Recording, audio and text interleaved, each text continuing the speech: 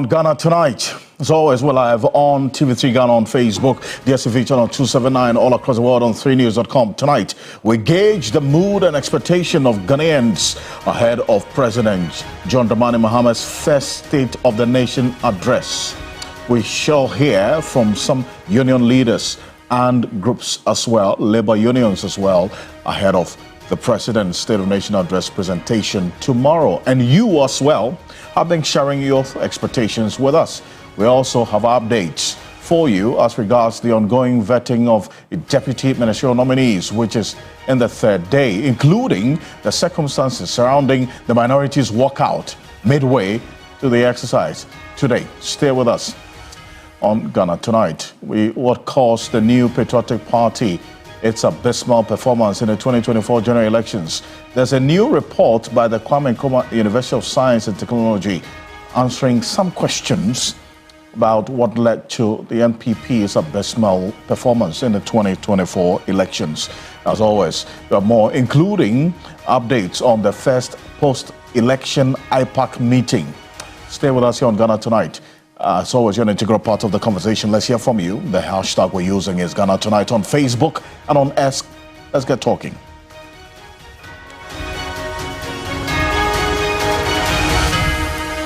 Let's settle for Ghana Briefs.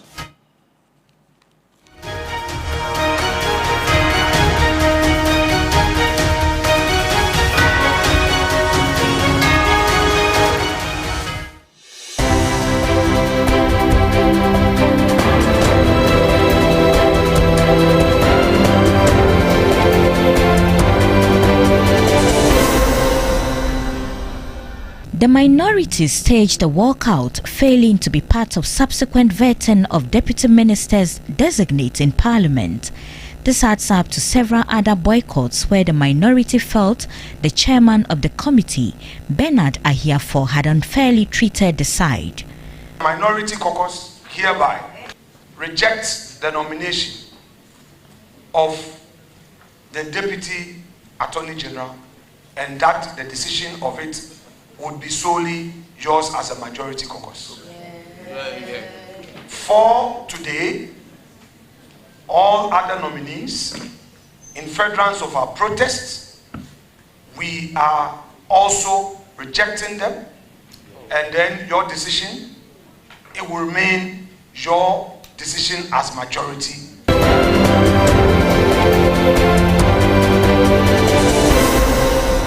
The Supreme Court has, by a 4-1 majority decision, ordered the Koforidua High Court to halt the sentencing of Member of Parliament for the Ekwitia constituency, Ernest Yaokumi, in a contempt case pending the final determination of his application challenging the conviction. Justice Gabriel Pwamang dissented while the 4 other members of the panel approved the stay. The court was specific that he shouldn't be sentenced in the interim. Don't forget, sentencing is different from conviction. So as we speak, the said applicant, Ernest Yaokumi, is still a convict. And that must be emphasized. The court has not passed the conviction. And so things that a convict is not expected to do, as it happened in Parliament, and the majority said that because he's a convict, they will not allow him and all that. That can still be upheld.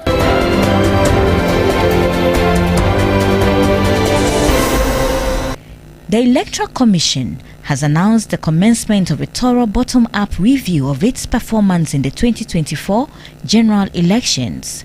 The exercise, according to the EC, will be an in-depth assessment of the electoral process, examining every facet from planning to execution. Chairperson of the Commission, Jane Mensah, made the revelation at the Commission's first IPAC meeting of the year. We've started a bottom-up approach where we've started from, our field officers, our district officers, all the way to the regional level to undertake a thorough and in-depth examination and assessment. In the coming weeks, the Commission will hold a meeting with a view to having a discussion on the elections.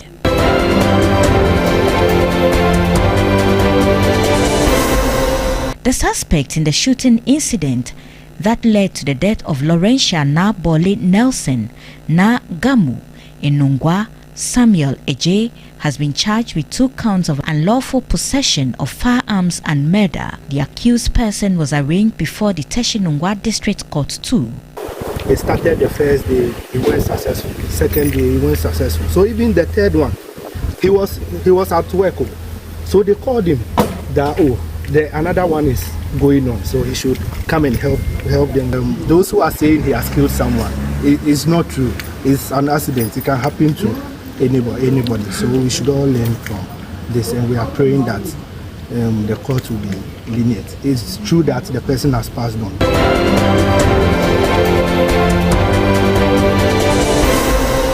The Minister of Lands and Natural Resources, Emmanuel Amakofibua, has insisted that the illegal mining menace is a crisis that government is committed to fighting at all levels.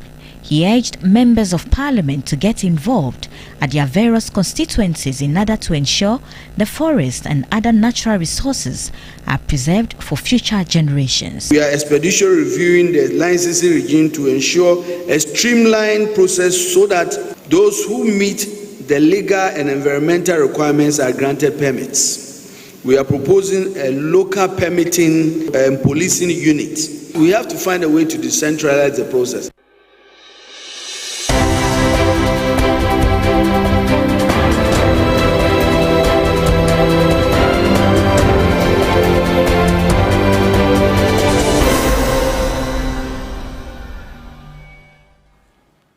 There's more news on 3news.com. Make some time and visit 3news.com. This is Ghana Tonight. Coming up, it's just getting some news coming through, some breaking news coming through right now here on Ghana Tonight. There is a fire outbreak. The University of Ghana estate block, where it was popularly called Bush Canteen, that particular area. We'll give you details of that shortly. But we understand that 4 fire tenders have so far been attending to the fire at that particular area at the University of Ghana. These are live videos of the fire outbreak. We understand that started about 45 minutes ago, and the fire officers have been attending to the fire and fighting the fire to ensure it does not spread to the other areas at the University of Ghana. So that's the information coming through right now. A fire outbreak at the University of Ghana estate quarters, specifically the Bush Canteen area. And we want to understand the extent of the devastation of this fire outbreak right now. ADO1 Alex Kinati is with the Fire Service Public Relations Department. He's joining us right now from the fire scene. Mr. Kinati, appreciate your time. Thank you for joining us here on Ghana Tonight. Tell us a bit more about this fire outbreak we're just hearing of. So thank you very much for having me, Alfred. So our team at Legon, we have what we call station outlook, where based on suspicion of fire or the smell of fire, our team can decide to proceed to a fire scene. And so they detected the fire coming from the estate block, specifically the area where the freezers, fridges, and air conditions are repaired. So upon that, they were moving when someone came in to confirm that there was fire there. So within a minute they got here, the fire was fast spreading, looking at the kind of gaseous stuff that they had over there. So we had to marshal a lot of fire tenders. As we speak, we had to marshal 3 additional tenders from Medina, from Abilinkwe, and from our national headquarters to augment the efforts of our officers here at University of Ghana. So as of now, confidently, I can say that the fire is 90% extinguished. We are doing what we call salvaging and overhauling to make sure that we don't leave room for reignition of the fire. I see. So how many fire tenders are attending to the fire as we speak? So as of now, we have 4 fire tenders at the scene. So because we've been able to extinguish the fire and also to be able to still serve the areas that the attendants are here at the scene, we have to let 2 of the fire tenders go back so that they are able to be at their posts to be able to provide coverage, looking at the fact that we have limited fire tenders. So as it stands now, we've made Ability and then our national headquarters go back, with the exception of Medina and University of Ghana, who are still here doing cooling to make sure that there's no reignition of the fire. I see. Confirm this for me. We see containers that have been affected by the fire. Is this a place where they sell food and the provision store where they specifically call this bush canteen area? Confirm that for us. Okay, so it was the building. The estate, right. From what I've gathered from our crew who are stationed here at Lagos, it's the estate building here near the bush canteen, right, which was affected. So the containers you saw, because it houses the part where they use as workshop for fridges and air conditioning, it looks like it's a warehouse, storeroom or a workshop for that, which then affected that part, which we suspect the fire started from there and spread to the offices within. Where there were lots of other vehicles on the compound where we worked so hard to make sure that none of the vehicles around was affected by the fire. And even with the offices, we've been able to salvage some of the offices from the fire. I see. So it's the estate block at the University of Ghana area. So the bush canteen area has not been affected by this fire from the updates that you're getting? Exactly. And due to the fact that we have a fire station here within the University of Ghana, which is very close. So within a minute, they got here. That's how come we're able to work out to salvage the situation from spreading. And then also, this again should re-echo the fact that fire stations are important in vicinities. Because once you have fire stations close by, our response time will be much more better. Right. As compared to when our stations are not close by. But Alex, at what time exactly did this fire outbreak occur? Well, for the time, I think it was about 45 minutes ago when the fire occurred. So I see. Immediately the team got here, we saw how raging the fire was and had to call for reinforcement. So about 45 minutes ago. So let's say to be safe, about an hour ago. And within an hour, we've been able to contain the fire from causing much havoc. Right. And a very quick one, just give us the extent of damage that this fire has caused, because we're seeing videos of deep freezers that have been affected, the container there. What exactly was in there? What were they selling? And maybe just give us an idea of the extent of damage. Okay, so the extent of damage, I can say that I've seen not less than 20 fridges and freezers and some air conditioners that have been bent. Some of the offices have also been bent, but a lot more were salvaged. And then also, I think spare parts that were used in the repairs of some of these fridges and air conditioners were also damaged. Mind you, that due to the gaseous nature of the deep freezers, the fridges, and the air conditioners, that is what even made the fire worse with explosions. So we put our lives at risk, but we make sure that we protect the lives of people ahead of our lives. I appreciate you for this, and thank you for the updates, and then also some more information on this fire outbreak. We're just learning the University of Ghana estate block that's close to the bush canteen area. The understanding is that over 20 deep freezers have been affected, and other items as well, as was detailed by AD1 Alex Kinate. He's with the Public Relations Department of the Ghana National Fire Service. 4 fire tenders that attended to this fire. But we're keeping an eye on how things are playing out there. We'll update you a lot more as we go on here on Ghana Tonight. But the good news is that the fire has been brought under control as we speak. It started just about an hour ago, and they've contained the spread and brought it under control. But this is Ghana Tonight. Coming up next, another drama at the vetting of Deputy Attorney General and Minister of Justice nominee earlier today, resulting in a walkout by the minority. We unpack the issues tonight. If you missed all the back and forth, the action earlier today in Parliament, the minority staged a walkout, failing to be part of subsequent vettings of deputy ministers designate in Parliament.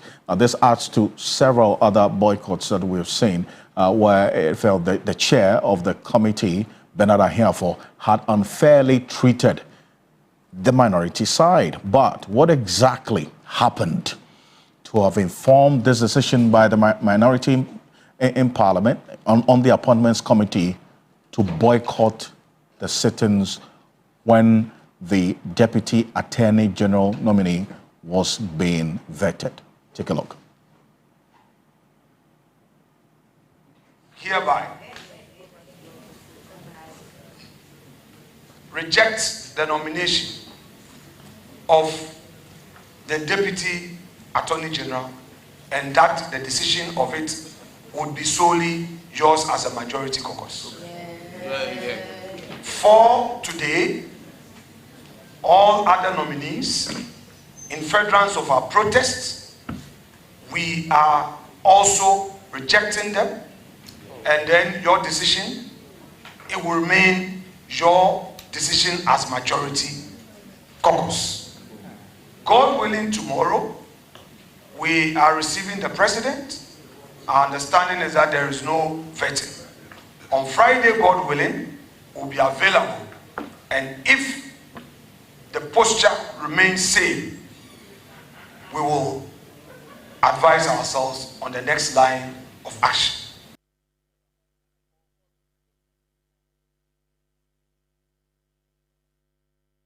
Well, so that was a communication of Alexander Afenyomarkin King, a full member of Parliament, and also the ranking on this Appointments Committee of this Parliament, giving details of the decision by the minority to walk out from the Appointments Committee sitting.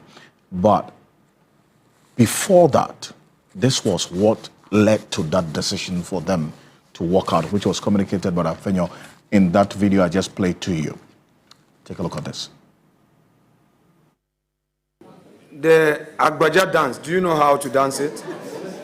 We dance in my side of the Volta region. We do not dance Agbaja. We dance a couple of them. We have Akpi. Do you know Akpi? Then we have Bobobo.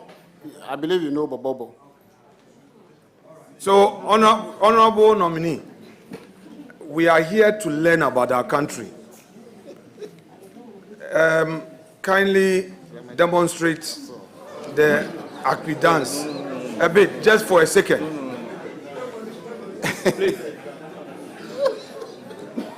Honorable nominee, the question is overruled. You are not going to demonstrate.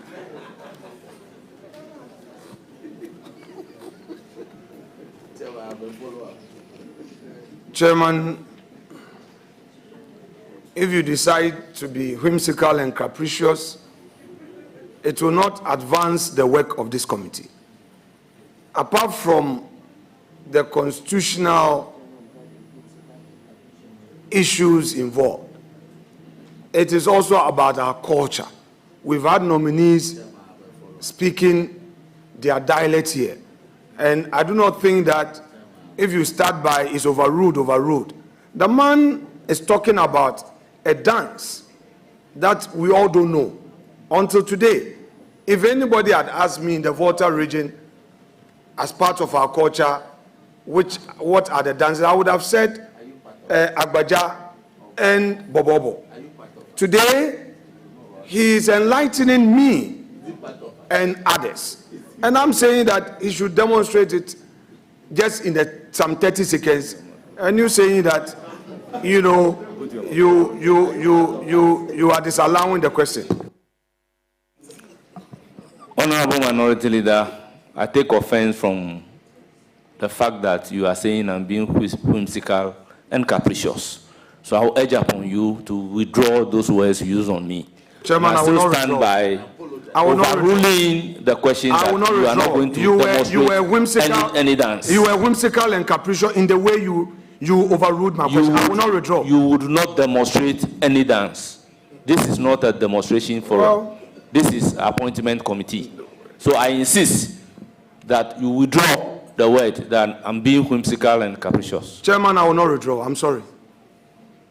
I will not withdraw. You rudely overruled me. I will not withdraw. I would again ask that you withdraw the word rudely. Chairman, one more time, I will not withdraw. I'm sorry. Will you withdraw?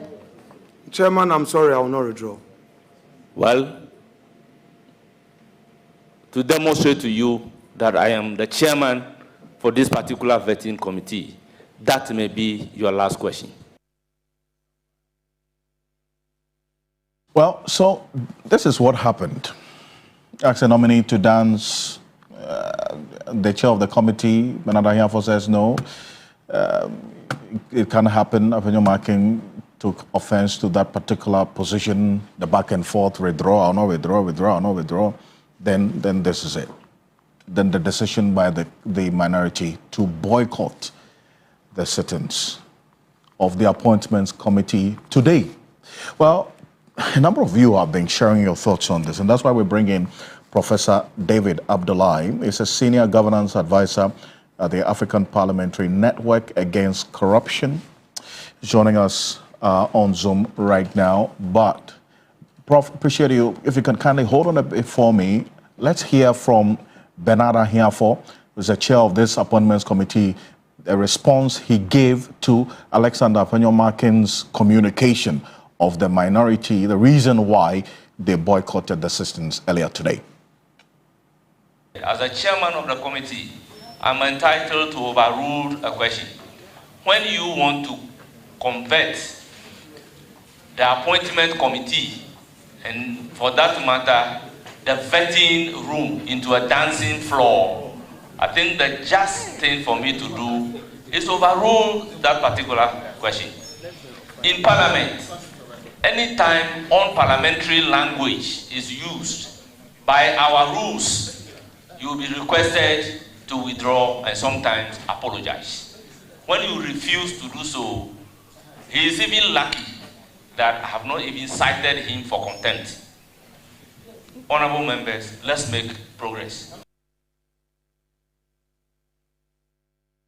Here for their very strong words in response to Alexander Apenyo Marking, who took really no light opinion or position to that's Benada Hiafo's earlier description of what transpired. But Professor Abdullahi, appreciate you for this. You followed this the episode at the appointments committee today.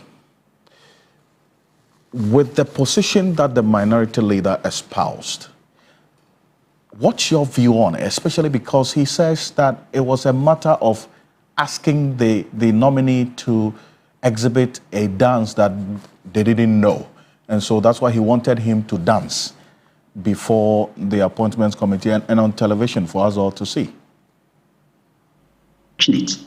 And it is odd because the nominee is to be vetted whether they are suitable or capable of holding the position of Deputy Attorney General. So all questions should be geared towards their capability and their qualification to be, a Deputy Attorney General, not about dancing.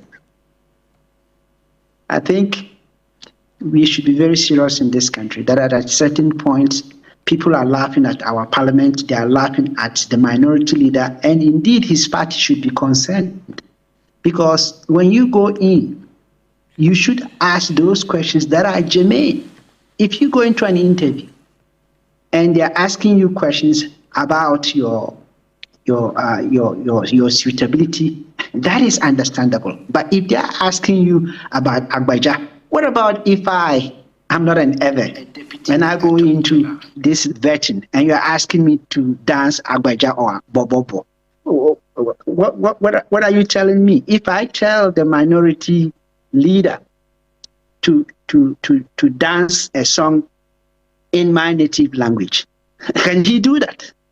I think this is common sense. But then if you take the stance that this is the way our leadership, our parliament is going to vet people, then I think they should look at the whole, notion of vetting, which means that, the standing orders should prescribe the kind of, or the realm of questions germane to the nominee's experience and, their credentials.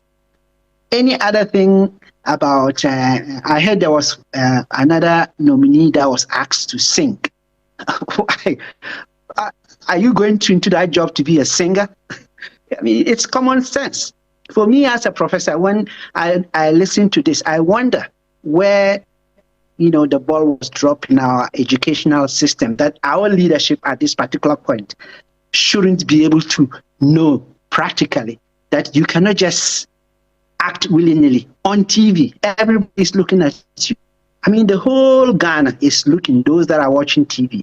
And I think they'll be disgusted, Now, are you telling me if I were to be at this vetting as a professor, to be in the position of a deputy,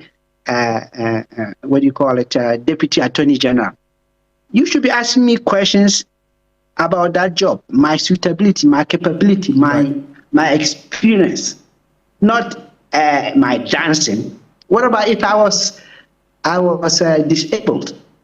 Can I dance? So these are some of the things that I think are very, very important. I see. Professor Abdullah, so if you listen to Afenima King's premise for that question, he indicated that the nominee had talked about a dance that a number of them didn't know around that table at the time. And so since they were there to also talk about our culture as a country, he should demonstrate that really he knows the dance that he is talking about. So that's why he asked him to dance. I mean, for all of us to see. How about that? No. I think the mode of questioning is wrong. The questions should be germane on the law. If he's going to deal with, to work in the Attorney General's office, it should be deal with his experience, his experience. I think from the start, that shouldn't have been the line. Ask, you are in the media. If I start asking you chemistry questions, because we have some aspect of chemistry of the businesses we do, or how would that sit with you? You didn't go to school to learn that, or your experience have been in that pattern. That is why when you send your CV, they look at it to see whether your experience is in that pattern. If it is not, then they'll ask you why, and then you have to answer those questions, not questions about culture. In fact, it shouldn't be the case at all. I don't see where the minority leader had the locals to do that. He has the liberty, but it is not appropriate. I mean, I don't know, but for me, I think it is uncalled for. See, but then also, whenever this comes up, and then you're right about that reference you made earlier, where another nominee was asked to sing a high life song that he said he liked, and so they wanted to confirm whether he really knows the artist he's talking about, and so on. When we ask the question about why these unrelated questions are asked of these nominees when they appear before the appointments committee, the answer was that sometimes they ask these questions to create some light moments, to douse the tension in the room so that the nominee would relax and so on. Does that cut it for you? No, I don't think that is so. It's serious business when you are vetting somebody to hold a position in this country to help drive its developmental focus. Our development is not about laughter. You bring somebody in and you try to make lighter moments. When you come in, you have your questions, you do your research, you have people do your research for you before you start asking questions, so that you know that you are measured. But if you come and you are not prepared, it's just like a lawyer going to court and not prepared. How can they answer questions if they are cross-examined to say things? They won't be able to know what to say. They have to be able to do their research and make sure that when they ask those questions, they should know that these people that are being vetted are people who are country, are people who are going to contribute to the development of this country, and they are going to lead others. I don't see that as a good excuse. I think it's a lame excuse. I will put it that they need to look at the standing orders, the new standing orders, and I think in this particular 9th Parliament, to make sure that the rim of questions should be within experience and qualifications. Any other thing is not necessary. Asking me how much rent I pay for my house I mean, what has that got to do with me being appointed to, nominated to head a position? If you are telling me to sing, I don't know, Nene, there was one of the nominees that was asked to sing. What about if a person has they cannot sing that song in that dialect that is in? You know, I mean, you simply, I mean, you don't need, you know, you don't need a degree to think that this idea of asking questions that are to these position they are going for makes sense. It doesn't make any sense. I see. Prof, let's just take a look at the banter, all right, and what really resulted in the banter and the eventual decision that was taken by the minority. And I'll ask you a question on the back of it. Let's take a look at that. You are disallowing the question. Honorable Minority Leader, I take offense from the fact that you are saying I'm being whimsical and capricious. So I will urge upon you to withdraw those words you use on me. Chairman, I will not stand withdraw. by overruling the question that you are not going to demonstrate any dance. You were whimsical and capricious in the way you overruled my question. I will not withdraw. You would not demonstrate any dance. This is not a demonstration forum. This is an appointment committee. So I insist that you withdraw the word that I'm being whimsical and capricious. Chairman, I will not withdraw. I'm sorry. I will not withdraw. You rudely overruled me. I will not withdraw. I would again ask that you withdraw the word rudely. Chairman, one more time, I will not withdraw. I'm sorry. Will you withdraw? Chairman, I'm sorry, I will not withdraw. Well, to demonstrate to you that I am the chairman for this particular vetting committee, that may be your last question. And Prof, looking at the sequence of events, would you say that the minority's decision to boycott this sittings is justified? I don't see where the minority's action is justified. Even if they were even the majority, such actions are not justified. I am coming for vetting. You are vetting me to see whether I am qualified or whether I am suitable or whether, you know, I have the necessary experience, you know, to hold that office. What has that got to do with singing? What has that got to do with culture? What has that got to do with dancing? You know, I don't see anything there. I think the minority leader should know that he is in public and his utterances and everything are recorded. He's leaving a digital footprint. And those who are coming after him some people would learn from the way he is doing, which shows that it's not right. I think for me, we should actually be measured in how we come across in these areas. And, you know, I think the chair of the committee has every right, you know, to call him to call him to make sure that whatever he's saying, which is not germane to the issue, is correct. But again, I come back. I do like the fact that there is a committee looking at the Constitution, and I think all these things should be spelled out in a way that, you know, when you go to these places, or, you know, the standing orders should make it in such a way that, you know, our vetting system, and indeed most of our systems, are matured enough. The democracy is growing. It is not going to just be stagnant. And some of these things are things that were not, you know, thought of. But now that they are coming out, they should be put there. And make sure, if you go and you start asking questions, Nene, what did you eat this morning? What has that got to do with you being vetted? I don't see anything wrong. You know, I should ask you, Nene, you are applying for this position, or you have been nominated for this position. Tell us, or bring a scenario. You know, if you are in that office and such a scenario comes, how are you going to handle it? That's what you want to know, whether the person really can do the job. You know, And I think it shows some maturity. It shows that the parliament is actually there for the people. But you don't go and ask questions that really don't relate to the person's expertise. No, I don't see it as that. In the private sector, the person can ask, what has that got to do my being nominated for that position? It is clear that this is not there. I don't support it.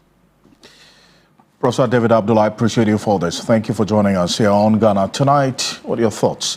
A number of you have also been sharing that on TV3 Ghana on Facebook. Professor David Abdullah is Senior Governance Advisor at the African Parliamentary Network, joining us on this matter.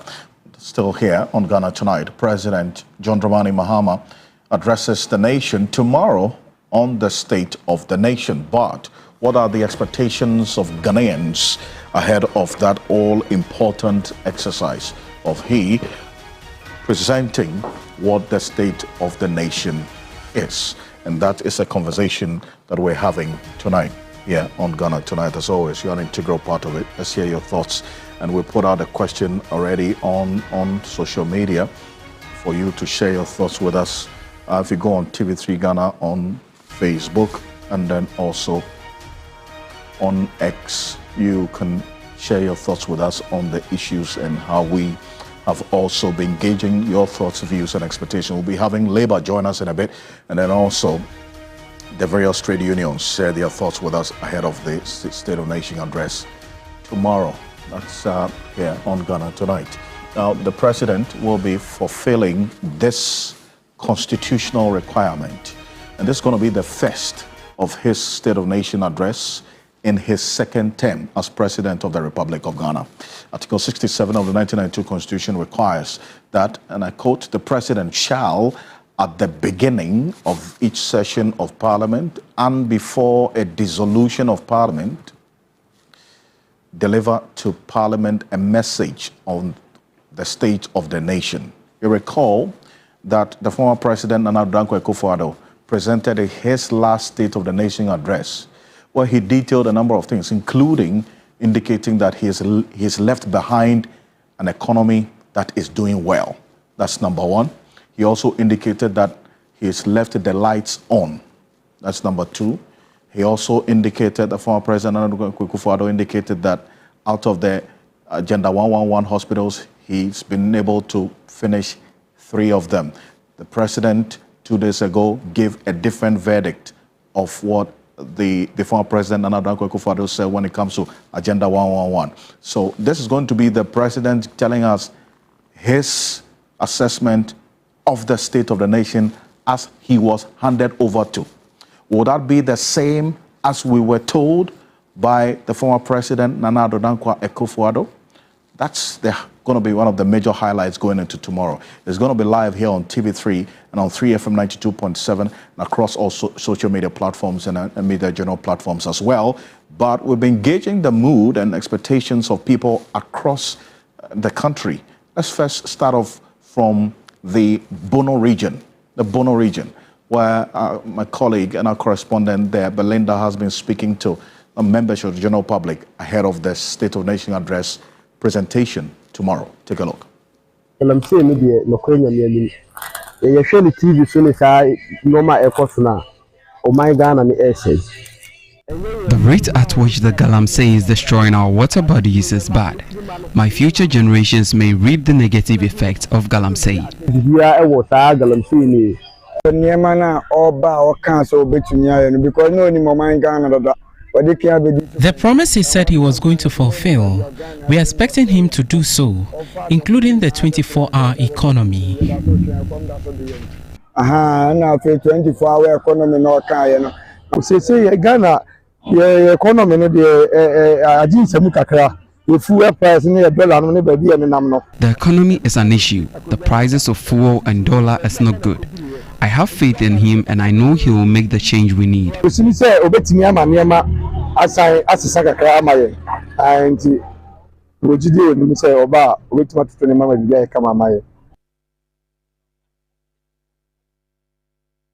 Let's go to the Eastern region now. Yvonne Nikwe, a correspondent that has been speaking to some persons and their expectations ahead of the State of Nation address tomorrow. There will be free tertiary education for the freshers. So I want to hear how he will expedite that process, how they will be able to find that campaign promise. So that is one thing I'll be expecting from the president tomorrow. Those that have already paid, I'll be glad if they say they'll reverse it to them. I'll be very glad.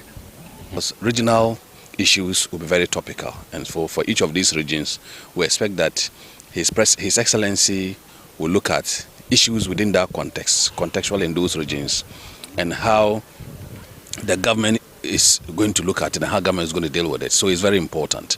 We are in Eastern region as part of government commitment to ensuring development in this particular region. We would like to see some developmental projects that were started initially, and those projects were never completed. Go to the Northern region, and Christopher Malcolm has been interacting with the general public ahead of tomorrow. And this cannot happen if John is not telling about how he's going to reform the economy in the sense of implementing a serious agriculture. And I think that one will help us to have enough food so that we will not depend on the international world for any food. I think when that is done, that is what we're expecting him to talk much on. Our economy is too bad, so we'll be expecting something from him about our economics.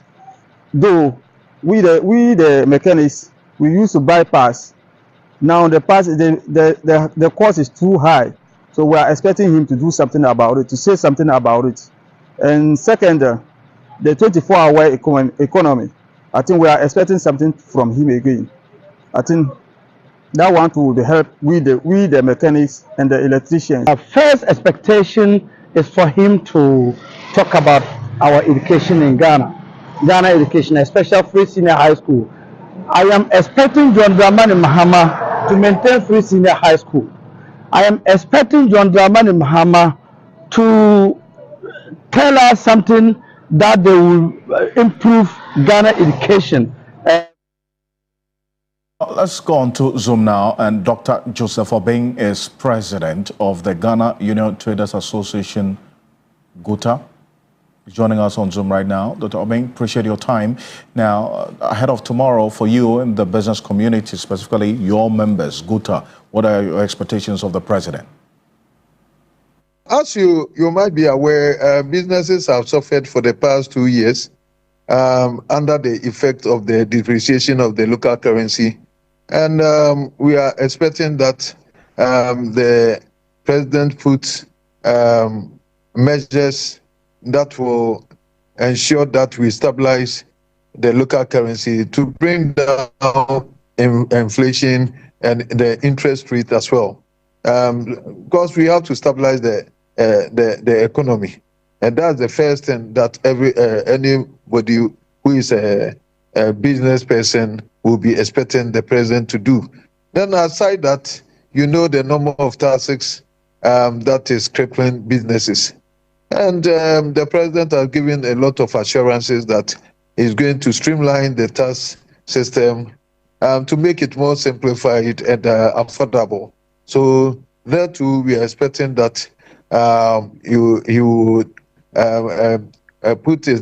he will direct his policy towards streamlining this tax system that we're talking about.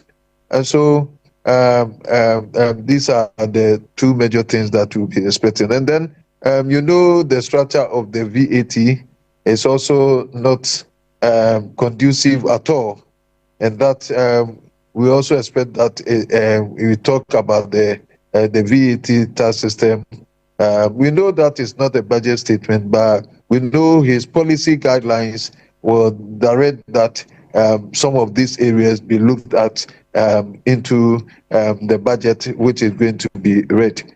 And so these are some of the key areas that we'll be expecting. We know that you will talk about the 24-hour economy, which is to be expected, and that he will pull the business community along, and that he will fund means to facilitate and provide the the enabling environment for businesses to thrive, and then be able to produce to make sure that the 24-hour economy become relevant. Yeah. Dr. Joseph Obeng, appreciate you for this. Thank you very much for joining us here on Ghana Tonight. After this quick break, we would have Thomas Musa Tanko, General Secretary of the Ghana National Association of Teachers, joining us with the expectations as well. Stay with us. We'll be back shortly.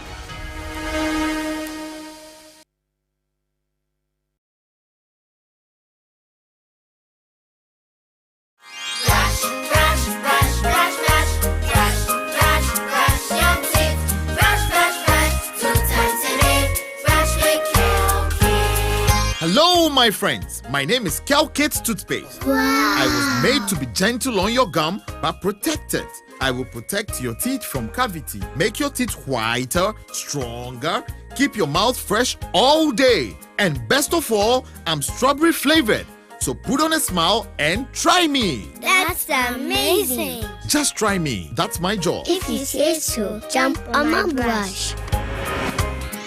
Makes your teeth stronger, chicky whiter, chicky stronger. Yay! You did it! I'm glad you like your new toothpaste. Don't forget to brush both day and night. Calcates. Happy smile.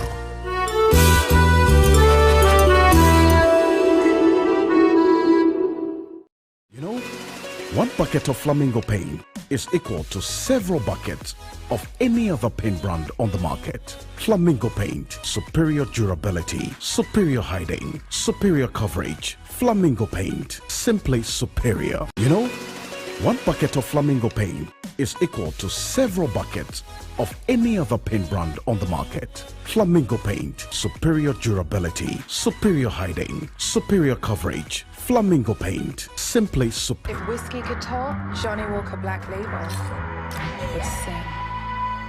With notes that only come with 12 years in a barrel. Sweet, smooth toffee, rich fruit, and a touch of smoke.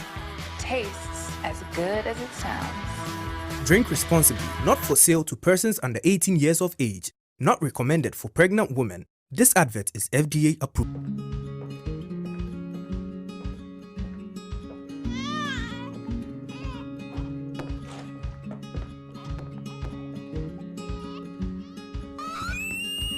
Through every step of life's unpredictable journey, every moment counts. That's why you need a partner you can always trust for solutions, so you can be rest assured. Having impacted over 200,000 lives, processed over 4.2 million claims, partnered with over 400 corporations, paid out over 836 million Ghana cedis in claims, contracted over 1,600 healthcare facilities nationwide, and pioneered several innovations like free medicine delivery, an interactive mobile app, and more. You'll be surprised what can be accomplished in 20 years. We're part of the Nationwide family. Are you? Nationwide Medical Insurance, 20 years of leading the way.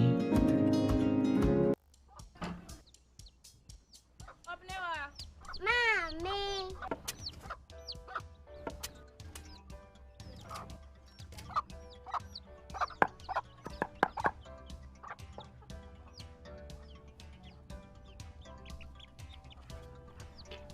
Michelle, fe.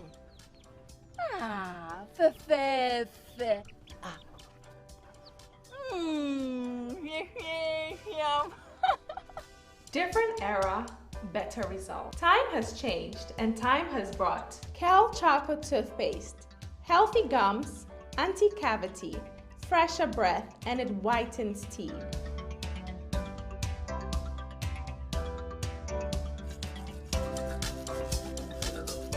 Kel Chocolate Toothpaste. Sankofa. Yenchi. Kel Chocolate Toothpaste. Happy smile. This advert is FDA approved.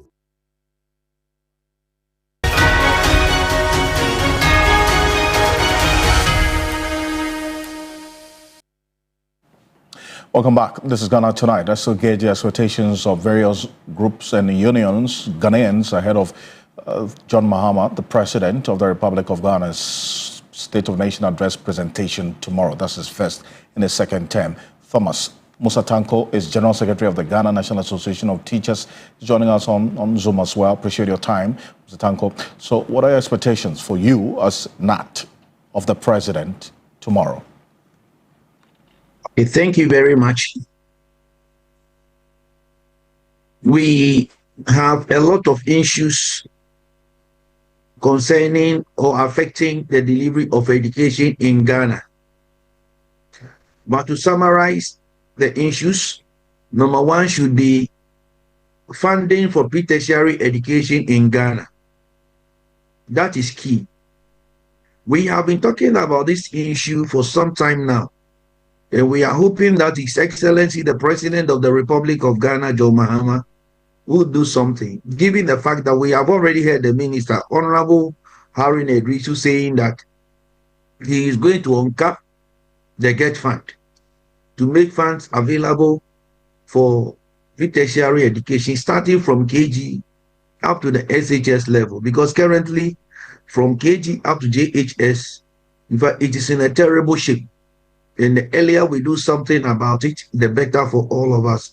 My brother Alfred, you remember recently, even when they wrote the BECE exam, paying where it became a problem. In the same way when they wrote the WASI also, the same thing.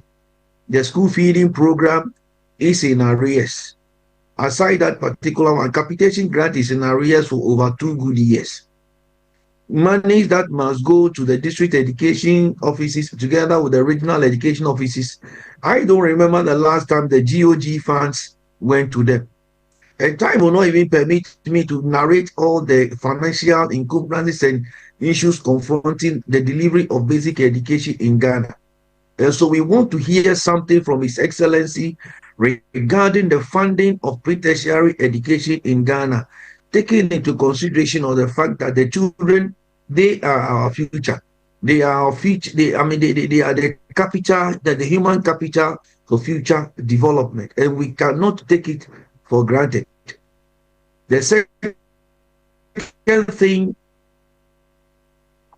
government. Look, currently as we speak, because of some challenges confronting us and owing to lack of employment, people are doing or entering into all kinds of places where they should not. A typical example is the issue of Galamsey. And I have just heard on your news item that our cocoa beans is going to be tested to establish whether there are we have had hard metals and other related dangerous chemicals in our beans. I don't think that, look, should the findings come out that there are metals in it, we are doomed, because cocoa is one of the backbone of foreign income earning avenue for this particular country. And so this should tell us that the way we are going, it will not help anybody. And therefore the issue of Galamsey, we want to hear His Excellency, the President of the Republic of Ghana, because it has to do with our water, it has to do with our cocoa, it also has to do with our school children. Our school children, because instead of them going to school, now they are even leaving the schools, because since the capitation grant and all the monies are not going, and teaching and learning is nothing but just doing the theoretical aspect of it. Children don't even find school, interesting again. So they are all drifting to the issue of Galamsey and other related illegal activities. And I think that the issue of employment must be taken seriously, and also addressing our heritage. That is the issue of Galamsey. Remember, organized labor should have embarked on a nationwide strike last year, but for one reason or the other, it didn't come. And I think, if I may add, now let me talk generally about the issue of workers. You know, when we met His Excellency, he spoke about coming out about how to regularize the earnings of workers in this particular country. We believe that the time to address this particular issue is now, because the monies that workers retire on, Alfred, I can tell you on authority, if you are a Ghanaian worker, you cannot retire in a 2-bedroom house. And that is a sad commentary to talk about. How can a Ghanaian work all your lifetime up to 60 years. When you are old man, you cannot retire into a 2-bedroom house. Then when again can you build a 2-bedroom house? So it is about time that the policymakers take this particular thing seriously, not only now, but the future, which has to do with our pension. I always say that, look, even if God gives you 80 years, at age 60, owing to the economic challenges and all that, you may even tell God to take the rest of the 20 years and let him call you back home, because you don't have enough funds to take care of yourself.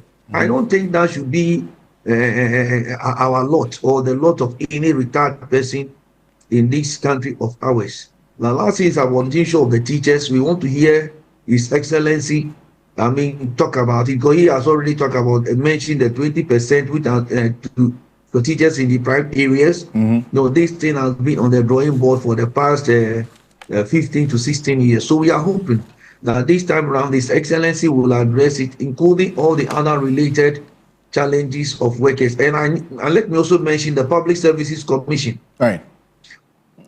And in fact, these are very germane issues and expectations there that you raise, Mr. Tanko. And tomorrow we're with you in the morning as we have a pre-State of Nation address conversation on expectations as well. But in the Greater Accra region, my colleague Jackson Bodo has been interacting with some members of the general public ahead of tomorrow, expressing their expectations as well. I won't be expecting much from him, looking at what we've been through in the previous administration. I think majority of those who voted him into power, most of them request of just one thing, and it is in our constitution, and that is probity and accountability.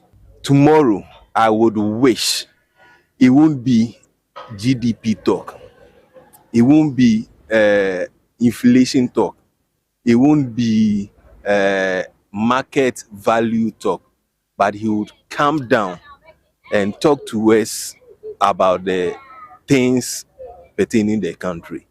Okay, we are just expecting that he will just fulfill his promise that he has just said in campaign time. Ocansey saw power. First year no, university for no be free, and me expect say obeka ho asem. Then you say first year no, and pass university for no, obeka no first year no obeka free. Well, make a date with us tomorrow. The coverage of the State of Nation address, in fact, the conversation about the State of Nation address begins at 7 a.m. tomorrow on television, on TV3 and on 3FM 92.7, all the way to 10 a.m. That's for the pre-State of Nation address conversation. From 10 a.m.